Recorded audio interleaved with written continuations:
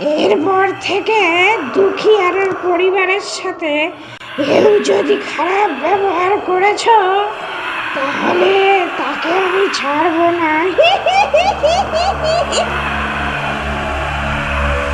এই সকল কথা শোনার পর গ্রামবাসীরা ভয়ে দুঃখী আর তার পরিবারের লোকজনদের সাথে ভালোভাবে ব্যবহার করতে থাকে। গরিব বলে তাদেরকে আর তাচ্ছিল্য করে না। দুঃখীও দুঃখীর পরিবার সুখে শান্তিতে দিন কাটাতে থাকে।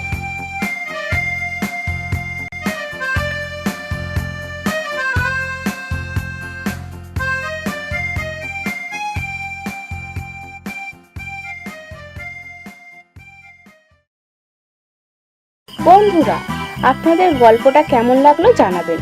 আমরা নতুন পথ চলতে শুরু করেছি। আপনারা লাইক, কমেন্ট, শেয়ার আর সাবস্ক্রাইব করে পাশে থাকবেন প্লিজ।